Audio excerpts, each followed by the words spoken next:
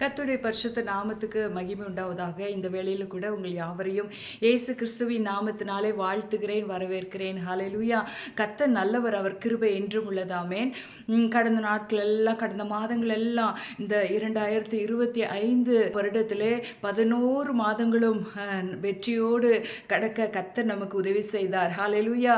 நமக்கு ஜீவனையும் பலனையும் ஆரோக்கியத்தை கர்த்தர் கொடுத்து நம்முடைய வேலைகள் எல்லாம் ஆசீர்வதித்து நம்மை பாதுகாத்து நம்மை வழிநடத்தி வந்த நல்ல தகப்பனா இருக்கிறார். அவருக்கே சகல துதியும் கனமும் மகிமையும் இந்த வேளையில நாம் செலுத்துவோமா? ஹல்லேலூயா. கர்த்தருக்கு மகிமை உண்டாவதாக. ஒரு பாடலை பாடி நம்ம கர்த்தருடைய நாமத்தை நம்ம உயர்த்தலாம். ஒரு தாய் தேற்றுவது போல் என் நேசர் தேற்றுவார். ஒரு தாய் தேற்றுவது போல் என் நேசர் தேற்றுவார். ஹல்லேலூயா, ஹல்லேலூயா, ஹல்லேலூயா, ஹல்லேலூயா.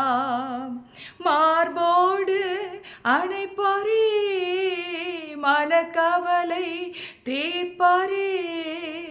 மார்போடு அணைப்பாரே, மனக்கவலை தீர்ப்பாரே. ஒரு தாய் தேற்றுவது போல் என் நேசர் தேற்றுவார். ஒரு தாய் தேற்றுவது போல் என் நேசர் தேற்றுவார். கரம் பிடித்து நடத்துவார், கண்மலை மேல் நிறுத்துவார். கரம் பிடித்து நடத்துவார், கண்மலை மேல் நிறுத்துவார். ஒரு தாய் தேற்றுவது போல் என் நேசர் தேற்றுவார். எனக்காக மரித்தாரே, என் பாவம் சுமந்தாரே. எனக்காக மரித்தாரே, என் பாவம் சுமந்தாரே. ஒரு தாய் தேற்றுவது போல் என் நேசர் தேற்றுவார். ஒரு போதும் கைவிடார், ஒரு நாளும் விலகிடார். ஒரு போதும் கைவிடார், ஒரு நாளும் விலகிடார். ஒரு தாய் தேற்றுவது போல் என் நேசர் தேற்றுவார். ஒரு தாய் தேற்றுவது போல் என் நேசர் தேற்றுவார். ஆமென். நம்முடைய தேவன் தாயினும் மேலான அன்புடையவர். அவருடைய இரக்கத்திற்கு முடிவே இல்லை. அவர் அன்பில் ஐஸ்வர்யமுள்ளவர், இரக்கத்தில் ஐஸ்வர்யமுள்ள தேவனாய் இருக்கிறார். பாருங்க, நான் என்னோட வாழ்க்கையில் நடந்த ஒரு என்னோட மகன் வந்து 4 வயசு இருக்கும். என்னுடைய சிறிய மகள் வந்து 6 months 7 months அப்படி இருக்கும். அப்போ நான் என்ன பண்ணேன்னா, அவளை இடுப்பில் வச்சுட்டு அந்த என் பையனை வந்து கையில் பிடிச்சி நான் கூட்டிகிட்டு போயிருந்தேன் ஒரு இடத்துக்கு. ஒரு மீட்டிங்க்கு நாங்கள் போயிருக்கோம். அப்போது அந்த இடத்துல பார்த்தீங்கன்னா என் கூட வந்தவங்க என்னோட மகளை வந்து வாங்கிக்கிட்டாங்க. அக்கா நான் வச்சுருக்கேன் கொடுங்க அப்படின்னு சொல்லி அவங்க வாங்கி வச்சுக்கிட்டாங்க. அப்போ நான் என்ன பண்ணேன், என் பையனை தூக்கி இடுப்பில் வச்சுக்கிட்டேன். இடுப்பில் வச்சுட்டு நான் வந்து ஒருத்தர்கிட்ட நான் பேசிகிட்டு இருக்கேன். ஆண்டவருடைய காரியங்களை குறித்து நான் பேசிகிட்டு இருக்கும்போது திடீர்னு எனக்கு வந்து, ஐயோ என்னோட மகளை வந்து நான் வச்சுருக்கேன், நான் மகளை வந்து இன்னொருத்தர்கிட்ட பசங்கள்கிட்ட பிள்ளைங்கள்ட்ட கொடுத்ததே எனக்கு நான் மறந்து போயிட்டேன். ஐயோ என்னோட மகளை தானே நான் இடுப்பில் வச்சுருக்கேன், பையன் எங்கே போனான் அப்படின்னு சொல்லிட்டு நானும் இப்போ அவர்கிட்ட பேசிகிட்டே இருக்கும்போதே என்னுடைய ஞாபகம் எல்லாம் பார்த்தீங்கன்னா, என் பையனை எங்கே விளையாண்டுருக்கானோ அப்படின்ற அந்த ஞாபகமே இருந்துகிட்டே இருந்துச்சு. அப்போது நான் வந்து பாஸ்டர் ஒரு நிமிஷம் இருங்க, என்னோட மகன் எங்கன்னு தெரில, நான் பார்த்துக்கிறேன் அப்படின்னு சொல்லிட்டு நான் பண்ணிட்டேன். சிஸ்டர் எங்கே, எவ்வளோ, எத்தனை வயசு பையன் அப்படின்னு சொல்லி அவங்க கேட்டுட்டு இருந்தாங்க. அப்போ நான் சொன்னேன், இந்த மாதிரி இந்த கலர் டிஷர்ட் போட்டிருக்காரு, இவ்வளோ இந்த கலர் பேண்ட்டு அப்படின்னு சொல்லிட்டு நான் அவங்கள்ட்ட சொல்கிறேன். அவங்க போய் எல்லாருக்கிட்டையும் சொல்லி தேடிட்டு இருக்காங்க பாருங்க. தேடிட்டு இருக்கும்போது கடைசியில் நான் இடுப்பில் வச்சுருந்தது தூக்கி மறுபடியும் அட்ஜஸ்ட் பண்ணி இப்படி வைக்கும்போது பார்த்தா என் இடுப்புலையே அவன் இருக்கிறான். அதை கூட நான் மறந்துட்டேன் பாருங்க. என் மக தான் இருக்கா, பையனை காணோம்னு நினச்சிட்டு எனக்கு ஒரு மாதிரி பதட்டம் ஆயிடுச்சு. அப்போ பாருங்க, ஒரு உலகத்தில் இருக்கிற ஒரு தாய்க்கே அவ்வளோ ஒரு நம்ம பொல்லாதவர்களாகிய நீங்கள் அப்படின்னு சொல்லி ஆண்டவர் சொல்றாரு. நம்ம அப்பேற்பட்ட பெற்றோர்களை ஆண்டவர் வந்து பொல்லாதவர்கள்னு சொல்றாரு. அப்போ அவர்களை காட்டிலும் மேலான அன்புடையவர் நம்முடைய தேவாதி தேவன். அவர் பாருங்க, அவருடைய பிள்ளைகளுக்கு ஜீவனை கொடுத்து அவருக்கு பலன் கொடுத்து அவர் அவங்கள உண்டாக்கி வச்சிருந்தாரு. ஆனா ஆதாம் ஏவாள் பாருங்க, பிசாசுனால வஞ்சிக்கப்பட்ட பொழுது அந்த தேவனுடைய அந்த உறவை இழந்து போனாங்க. அதுதான் ஆண்டவர் புதுப்பிக்கும்படியாய், அந்த இழந்து போன அந்த உறவை புதுப்பிக்கும்படியாய் நம்மை தேடி வந்தார். நல்ல நாயகராய், தகப்பனாய், பிதாவாய் நம்மை தேடி வந்தார். ஆமென். அப்ப பாருங்க, ஆண்டவருக்கு எவ்வளோ நம்ம மேல ஒரு அன்பு, தாயின் மேலான அன்புடையவர். ஒரு தாய் தேற்றுவது போல நீங்கள் கர்த்தர் தேற்றுகிறவர் என்று சொல்லி நம்ம ஏசாயா 66 அதிகாரத்துல நம்ம பார்க்கலாம். ஒருவனை அவன் தாய் தேற்றுவது போல கர்த்தர் நம்மை தேற்றுகிறவரா. பாருங்க, அதுக்கு முன்னாடி ஒரு வசனம் இருக்கு. அந்த வசனத்துல பாத்தீங்கன்னா, நீங்கள் இடுப்பிலே வைத்து சுமக்கப்படுவீர்கள், முழங்காலில் வைத்து தாளாட்டப்படுவீர்கள் சொல்லி ஆண்டவர் அங்கே எழுதி வச்சிருக்கார் பாருங்க. அவருடைய பிள்ளைகளை ஆண்டவர் வந்து ஒரு நாள் ஒரு நிமிஷம் கூட நம்மை பிரிந்து வாழ அவர் விரும்புவதே இல்லை. ஹல்லேலூயா. நான் உன்னை விட்டு விலகுவதும் இல்லை, உன்னை கைவிடுவதும் இல்லை என்று சொன்ன தேவன் நம்மோடு நடக்க அவர் பிரியப்படுகிறார். அதனாலதான் பாருங்க, ஆண்டவர் பிறந்த பொழுது தூதர்கள் பாடுனாங்களாம், உன்னதத்தில் தேவனுக்கு மகிமையும் பூமியிலே சமாதானமும் மனுஷர் மேலே பிரியமும் உண்டாவதாக என்று சொல்லி தேவனை துதித்தார்களாம். பாருங்க, ஆண்டவர் அப்படிதான் அவருடைய பிள்ளைகள் மேல அதிகமான பிரியத்தை வைத்திருக்கிறார். அவருடைய சமாதானத்தை ஊற்றும்படியா, நாம் இழந்த எல்லா சமாதானத்தையும் திரும்ப பெற்றுக்கொள்ளும்படியாய் கர்த்தர் நம்மை தேடி வந்தார். கர்த்தர் எங்கே இருக்கிறாரோ அங்கே சமாதானம். இந்த பூமியை தேடி இருண்ட ஒரு உலகத்தை தேடி கர்த்தர் வந்த பொழுது அங்கே ஒரு வெளிச்சம் உதித்தது. இருளில் இருக்கிற ஜனங்கள் பெரிய வெளிச்சத்தை கண்டார்கள் என்று வேதத்திலே சொன்ன வண்ணமாக தேவன் நம்மை தேடி வந்த பொழுது அங்கே ஒரு பெரிய வெளிச்சம் உண்டானது. பாருங்க, லூக்கா 2 அதிகாரத்துல, இன்று கர்த்தராகிய கிறிஸ்து என்னும் இரட்சகர் உங்களுக்கு தாவீதின் ஊரிலே பிறந்திருக்கிறார், பிள்ளையை துணிகளில் சுற்றி முன்னணியிலே கிடத்தி இருக்க காண்பீர்கள், இதுவே உங்களுக்கு அடையாளம் என்றார். ஹல்லேலூயா. ராஜாதி ராஜா பாருங்க, நம்மளை நேசிச்சதுனால, நம்ம மேலே பிரிய வச்சதுனால கர்த்தர் பாருங்க, வானாதி வானங்களை உடையவர், வானாதி வானங்களை படைத்தவர். ஹல்லேலூயா. பூமியை, சந்திரனையும் நட்சத்திரங்களையும் பூமியின் சகலவற்றையும் கர்த்தர் படைத்திருந்தாலும் நம்மை இழந்தது நிமித்தம் கர்த்தர் அதெல்லாம், அந்த கனத்தை, அந்த மகிமையெல்லாம் கர்த்தர் பரலோகத்திலே விட்டு ஒரு மனுஷ ரூபமாய் ஒரு தாய் வந்து அவரை ஏந்தி கொள்ளுகிற அளவுக்கு தன்னுடைய மகிமையை துறந்து அவ்வளவாய் அவர் மனுஷ ரூபமாய் தன்னை தாழ்த்தி தன்னை வெறுமையாக்கி அவர் பாருங்க ஒரு மனுஷ ரூபமாய் வந்து பூமியில உதித்தார். ஹல்லேலூயா.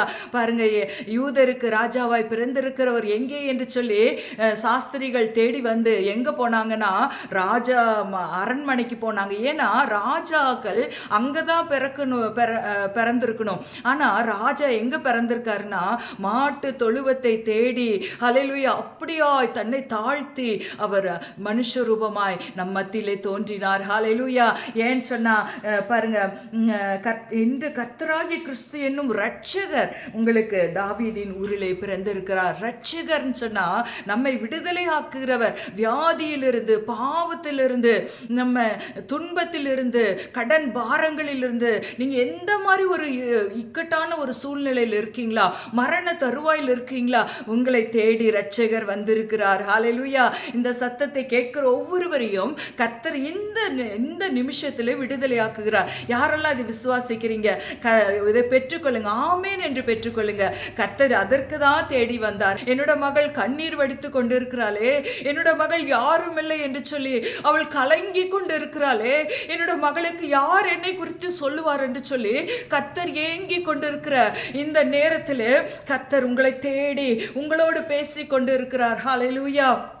உங்களை விடுதலை ஆக்கும்படியா, நித்திய விடுதலை, நிரந்தரமான விடுதலையை கர்த்தர் கொடுக்கும்படியாய் கர்த்தர் உங்களை தேடி வந்து உங்களோடு பேசி கொண்டிருக்கிறார். உங்களை அனைத்து முத்தமிடுகிறார். ஹalleluya. இந்த நாளில் இந்த நிமிஷத்திலிருந்து உங்களுடைய வாழ்க்கை மறுரூபமாக போகிறது. உங்களுடைய வாழ்க்கை ஒரு பெரிய டிரான்ஸ்ஃபர்மேஷன் உங்க வீட்டிலே, உங்களுடைய உள்ளத்திலே நடக்கிறது. ஹalleluya.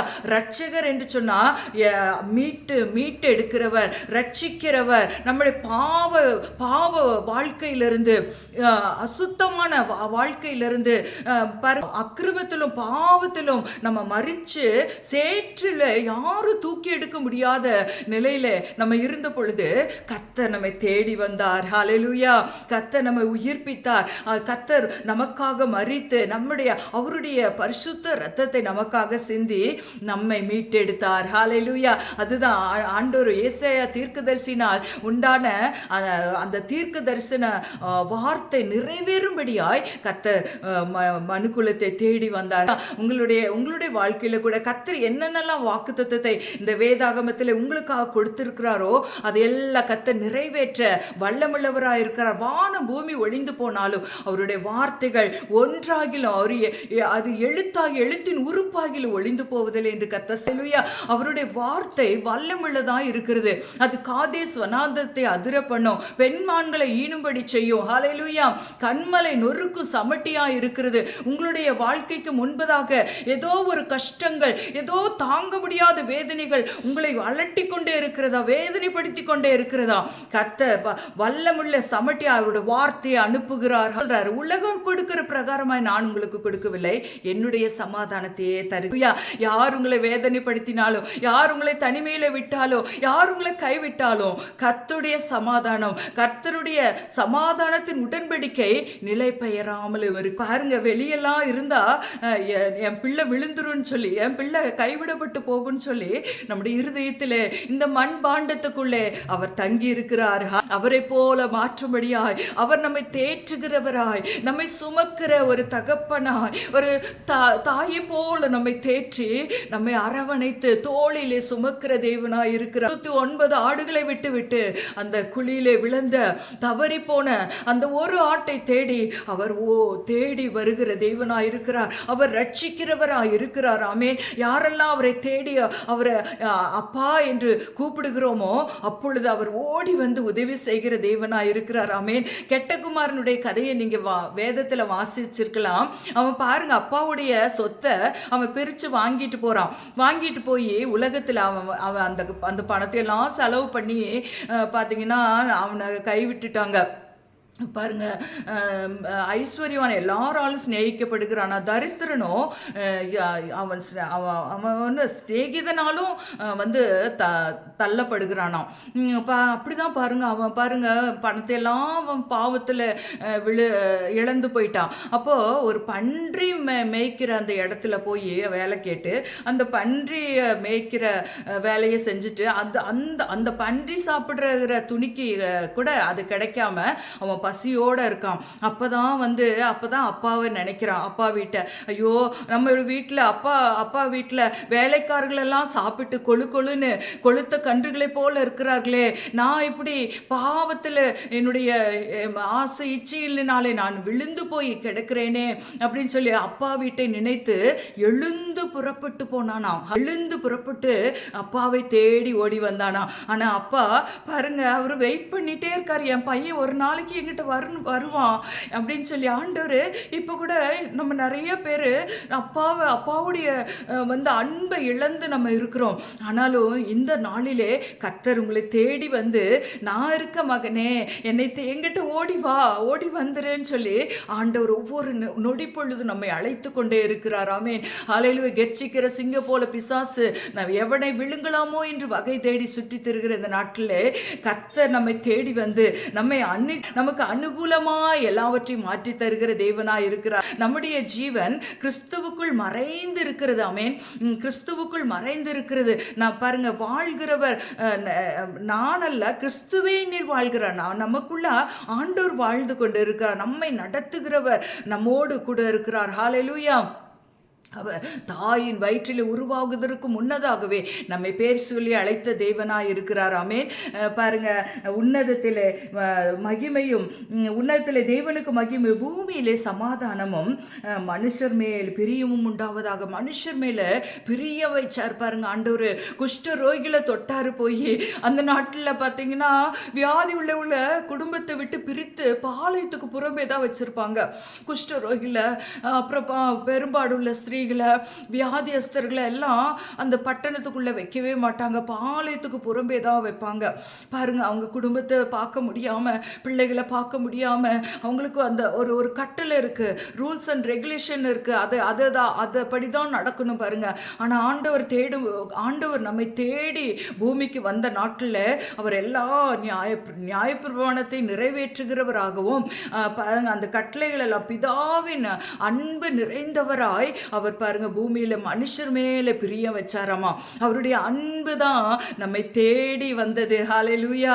நம்மை தேடி வந்த அன்பு, நம்மை விசாரிக்கும் அன்பு, நம்மை தூக்கி எடுக்கும் அன்பு. ஹல்லேலூயா.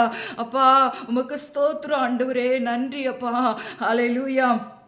அந்த ஒரு பாட்டு நம்ம பாடுறோம். அநாதி ஸ்நேகத்தால் என்னை நேசித்தீரையா, காருண்யத்தினால் என்னை இழுத்து கொண்டீரே. அநாதி ஸ்நேகத்தால் என்னை நேசித்தீரையா, காருண்யத்தினால் என்னை இழுத்து கொண்டீரே. உங்க அன்பு பெரியது, உங்க இரக்கம் பெரியது, உங்க கிருபை பெரியது, உங்க தயவு பெரியது, உங்க அன்பு பெரியது, உங்க இரக்கம் பெரியது, உங்க கிருபை பெரியது, உங்க தயவு பெரியது. அநாதி ஸ்நேகத்தால் என்னை நேசித்தீரையா, காருண்யத்தினால் என்னை இழுத்து கொண்டீரே. அன்பின் கயிறினாலே நம்ம இழுத்து கொள்ளுகிற தேவன். அநாதி ஸ்நேகம்னா முடிவில்லாத ஸ்நேகம், அகாப்பே அன்பு. அவர் எதையுமே எதிர்பார்க்காம பாவிகளா இருந்த நம்மை தேடி வந்தார். ஹல்லேலூயா. நம்ம அக்கிரமத்தில் இருக்கும் பொழுது நம்மை தேடி வந்தார். ஹல்லேலூயா. இந்த நாளிலே நம்மை கைவிடுவாரா? ஓசியா புஸ்தகத்தில் நம்ம பார்க்கிறோம், எப்ராயிமே நான் எப்படி உன்னை கைவிடுவேன் என்று சொல்லி. ஹல்லேலூயா. அந்த வசனத்தை நம்ம வாசிக்கலாம். உன்னை நான் எப்படி கைவிடுவேன், இஸ்ரவேலே நான் உன்னை எப்படி ஒப்பு கொடுப்பேன், நான் உன்னை எப்படி கைவிடுவேன் சொல்லி ஆண்டவர் நமக்காக ஏங்கி கொண்டிருக்கிற தேவனாய் இருக்கிறார். பாருங்க, ஆண்டவர் ஒருவேளை மறந்து போனா நம்ம மாண்டு போவோம். ஹல்லேலூயா. அவர் நம்மேலே நினைவாயிருக்கிற தேவன். இரவும் பகலும் தூங்காமலும் உறங்காமலும் மேலே நினைவா இருக்கிற தேவன். ஹல்லேலூயா. பாருங்க, நம்ம ஒரு நிமிஷம் ஆண்டவர் மறந்தா நம்ம மாண்டு நரகத்துக்கு போயிடுவோம். ஹல்லேலூயா. ஆனாலும் கர்த்தர் ஒரு தாயை போல, கழுகை போல நம்மை சுமக்கிறவர், தகப்பனை போல நம்மை சுமக்கிற தேவனாய் இருக்கிறார். பாருங்க, உபாகமம் 32ஆம் அதிகாரத்தில் நம்ம பார்த்தோம்னா, அதுல உள்ள வெறுமையுள்ள அவாந்திர வெளியிலும் அவர் அவனை கண்டுபிடித்தார். பாருங்க, பாழான நிலத்தில் ஒன்றுக்கு உதவாத ஒரு நிலைமையில நம்ம இருந்தோம். எப்போ நம்ம பிசாசுக்கு அந்த பாவத்தில் விழுந்தோமோ அப்போ நம்ம எப்படி இருக்கோம்? பாழான நிலம் போல, ஒன்றுக்கு பிரயோஜனம் இல்லை. அந்த நிலம் எதுக்குமே பிரயோஜனப்படாது.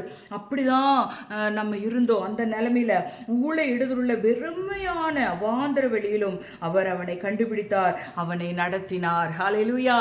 நம்ம கண்டுபிடிச்சார் பாருங்க, தேடி. அந்த ஆட்டை தேடி கண்டுபிடித்து நம்மை தேடி வந்து மீட்டார். ஹalleluya. கர்த்தர் எவ்வளவு நல்லவராயிருக்கிறார். நம்மை தேடி வருகிற தேவனா. நம்ம அவரை தெரிந்து கொள்ளவில்லை, நம்ம அவரை தேடி போகவில்லை, அவர்தான் நம்மை தேடி வந்தார். ஹalleluya. இந்த இருளான வாழ்க்கையில வெளிச்சமாய், ஹalleluya, எந்த மனுஷனையும் பிரகாசிப்பிக்கிற மெய்யான ஒளியாய் நம்மை தேடி வந்தார். ஆமென். பாருங்க, அவனை கண்டுபிடித்தார், அவனை நடத்தினார், அவனை உணர்த்தினார், அவனை தமது கண்மணி போல காத்தருளினார். ஹalleluya. கண்மணி போல காத்தருளினாரா. பாருங்க, நம்முடைய சரீரத்தை கூட எங்க வேணாலும் நம்ம வந்து டச் பண்ண முடியும். ஆனா கண்ணுக்குள்ள நம்ம வந்து கையை கொண்டு போக முன்னாடியே அந்த இமைகள் வந்து மூடிக்கும். பாருங்க, நம்முடைய கண்ணவே நம்ம தொட முடியாது. அப்படிதான் ஆண்டவர் வந்து அவருடைய கண்மணிகளாய் நம்மளை வச்சிருக்காரா. எவ்வளவு நல்ல தேவன். நம்முடைய முடிகளெல்லாம் கர்த்தர் எண்ணி வைத்திருக்கிறார். ஆமென்.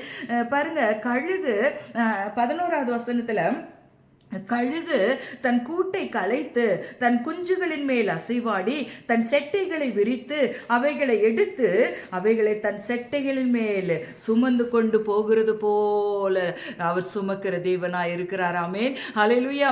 பாருங்க, அந்த கழுகு என்ன பண்ணுமா, அது வந்து கழுகு தன் கூட்டை கலைச்சிருமா. அப்படிதான் நம்முடைய வாழ்க்கையில் கூட நிறைய டைம் ஆண்டவர் வந்து கூட்டை கலைச்சி விட்டாரா.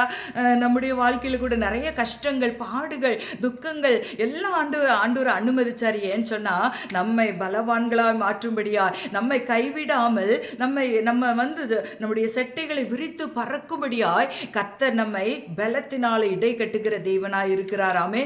பாருங்க, அந்த கூட்டை களைத்து தன் குஞ்சுகளின் மேல் அசைவாடி அந்த குஞ்சுகளை கூட்டை களைச்சோன்னா அது எல்லாம் டப்பு டப்பு டப்புன்னு அது கூண்டை விட்டு கீழே விழுமா. ஐயோ அம்மா, என்னம்மா இப்படி கொடுமைக்காரியா இருக்கீங்க நீங்க அப்படின்னு சொல்லி இந்த குஞ்சுகள் எல்லாம் வந்து கதறுமா.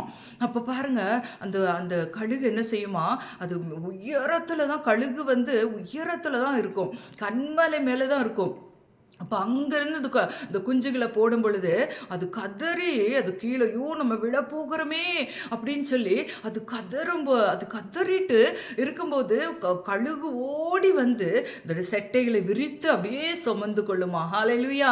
அப்படிதான் நம்மை கர்த்தர் எந்த சத்துருவுக்கு நம்ம ஒப்பு கொடுக்காதபடிக்கு, எந்த ஒரு எதிராளிக்கு, பிசாசுக்கு நம்மை விட்டு கொடுக்காதபடிக்கு நமக்கு ஜீவனை தந்தார். ஹல்லேலூயா. என்னோட வாழ்க்கையில கர்த்தர் நிறைய அற்புதங்களை செய்திருக்கிறார். ஆமென்.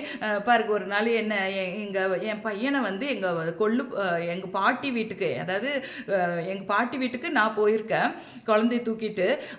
எங்க பாட்டி என்ன செஞ்சாங்க, அவன் மேல ரொம்ப பிரியம், அவனை பிரியம் வச்சதுனால அவனை போன உடனே தூக்கி தோளில் 2 கால் இப்படி போட்டு தோளில் கழுத்துல வச்சுக்கிட்டு எல்லாருக்கிட்டையும் போய் பாருங்க எங்க பேரனை, எங்க கொள்ளு பேரனை பாருங்கன்னு சொல்லி எல்லா வீட்டுக்கும் போய் காட்டிட்டு வராங்க. அவ்வளோ ஒரு பிரியம் பாருங்க, அவ்வளோ ஒரு சந்தோஷம். அப்படிதான் ஆண்டவரும் நம்ம வந்து சுமக்கிற தேவனாய் இருக்கிறார். ஹல்லேலூயா. கர்த்தர் நம்முடைய வாழ்க்கையில அவர் நல்லவராய் இருக்கிறார். ஆமென். உபாகம் 11ஆம் அதிகாரத்துல நீங்க வாசித்தீங்கன்னா அவருடைய அன்பை நம்ம நினைக்க 1000 நாவுகள் போதாது. அவரை துதிக்க 1000 நாவுகள் போதாது. ஹல்லேலூயா. கர்த்தாவே, நிறத்தனே நல்லவர் ஆண்டவரே என்று சொல்லி நம்ம இந்த மாதம் முழுவதும் கர்த்தர் நம்ம நடத்தி வந்த பாதைகளை நினைத்து நம்ம அவரை துதித்து கொண்டே இருப்போமா. ஹல்லேலூயா.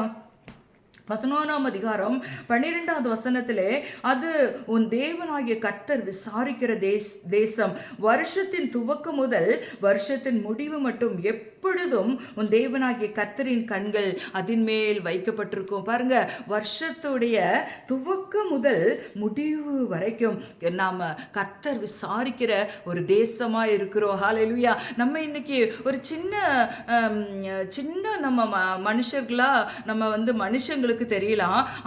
ஆண்டோர் நம்மளை பார்க்கும்போது நம்மை முத்திரை மோதிரமாய் அவர் விசாரிக்கிற ஒரு தேசமாய் பார்க்கிறாரு பாருங்க.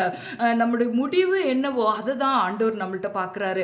நம்ம அற்பமான ஆரம்பத்தில் இருக்கலாம், ஒருவேளை எல்லாம் நஷ்டப்பட்டு ஒன்றுமே இல்லாமல் நம்ம இருக்கலாம். ஆனால் கர்த்தர் வந்து மனுஷங்க அப்படின்னு நினைக்கலாம், ஆனால் ஆண்டவர் வந்து நம்முடைய முடிவை பார்க்கிறார். இந்த மகன் என்னுடைய மகள் என்று சொல்லி நம்ம மேலே அவர் வந்து அவ்வளோ பெரிய மனுஷர் மேல பிரியம் வைத்து நம்மை தேடி வந்த தெய்வமா இருக்கிறார். ஹல்லேலூயா. ஒரு நாளும் நீங்கள் கைவிடப்பட்டு போவதில்லை. நீங்கள் ஒரு நாளும் நீங்க தவிக்கிறவர்களா இருப்பதை சங்கீதக்காரர் சொல்றாரு. நான் இளைஞனா இருந்தேன், முதிர் வயதுள்ளவனுமானேன். அவன் கைவிடப்பட்டு அவன் சந்ததி அப்பத்துக்கு இறந்து திரிகிறதையும் நான் காணவில்லைன்னு சொல்றாரு. தாவீது அப்படிதான் அவருடைய எக்ஸ்பீரியன்ஸை அவர் பார்க்குற ஒவ்வொரு காரியத்தையும் அவர் வந்து வாழ்க்கையில அவர் வந்து அனுபவிச்சு எழுதியிருக்காரு. ஹல்லேலூயா. பாருங்க, ஒரு நாளும் அவருடைய பிள்ளைகள் அவர் நம்முடைய அப்பா ஐஸ்வர்ய சம்பர்ணராக இருக்கிறார். அவருடைய ஐஸ்வர்யத்திலிருந்து நமக்கு எடுத்து தாராளமாய் ஏராளமாய் குலுக்கி சரிந்து விழும்படி நமக்கு தருகிற தேவனாய் இருக்கிறார். ஆமென். நம்ம யார்ட்டி போய் கையேந்த தேவையில்லை, நம்ம யார்ட்டி போய் அழுது கடன் வாங்க தேவையில்லை. ஹல்லேலூயா. கர்த்தர் நமக்கு ஐஸ்வர்யத்தை சம்பாதிக்கிறதுக்குரிய பலனையும் ஆசீர்வாதத்தையும் தருகிறவராய் இருக்கிறார். கர்த்தருடைய ஆசீர்வாதமே ஐஸ்வர்யத்தை தரும், அதனோடு அவர் வேதனையை கூட்டார் என்று நாம் பார்க்கிறோம். ஹல்லேலூயா. நம்ம எவ்வளோ நல்ல தேவனை நாம் ஆராதிக்கிறோம். நம்மை தாயின் கற்பத்திலே உருவாவதற்கு முன்னதாகவே பேர் சொல்லி அழைத்த தேவன் நம்மை முடிவு பரியந்தம், மரண பரியந்தம் நம்மை நடத்துகிற தேவனாய் இருக்கிறார். ஹல்லேலூயா. இந்த தேவன் என்றென்றும் உள்ள சதா காலமும் நமது தேவன், மரண பரியந்தம் நம்மை நடத்திடுவார். அநாதி தேவனுன் அடைக்கலமே, அவன் நித்திய புயங்களுன் ஆதாரமே. அநாதி தேவனே நம்முடைய அடைக்கலம், அவருடைய நித்திய புயங்கள் நமக்கு ஆதாரமா இருக்கிறது. ஹல்லேலூயா. பாருங்க, சூரியன் சந்திரனையெல்லாம் படைச்சு அப்படியே அது கீழ்ப்படிஞ்சு நடந்துட்டு இருக்கு. ஆனா அதையெல்லாம் படைச்சவர் நம்மளை இழந்துட்டோன்னு அவர் பாருங்க வந்து ஜீவனை கொடுத்து நம்மை மீட்டெடுக்க நம்மை தேடி வந்தார். ஹல்லேலூயா. அவருடைய ஜீவனை கொடுத்தார். எல்லாவற்றையும் படைக்கும் பொழுது வார்த்தையினால படைச்சாரு. ஆனா நம்மை விடுதலை ஆக்கும் பொழுது, சத்ருவின் கரத்திலிருந்து நம்மை பிடுங்கி எடுக்கும் பொழுது அவர் தன்னுடைய ஜீவனை கொடுத்தார். நல்ல மெய்ப்பனாய் நம்மை தேடி வந்தார். நல்ல மெய்ப்பன் தன் ஆடுகளுக்காக ஜீவனை கொடுப்பான். ஹல்லேலூயா. அந்த நல்ல மெய்ப்பர் தான் இயேசு ராஜா. ஹல்லேலூயா. அவருடைய அடிச்சுவடுகளை அவருடைய பாதத்திலே அவருடைய வாசலுக்குள்ளே நம்ம போகும் பொழுது அவர் சொல்றார், நானே வாசல், என் வழியாய் பிரவேசிக்கிறவன் ஜீவனை கண்டடைகிறான் என்று சொல்லி. ஹல்லேலூயா. பாருங்க, ஜீவனுக்கு போகிற வாசல் இடுக்கமும் வழி நெருக்கமுமா இருக்கிறது. அதன் வழியாய் போனாதான் நம்ம வந்து ஜீவனை கண்டடைய முடியும், பரலோகத்தை நம்ம சுதந்திரிக்க முடியும். பாருங்க, நம்ம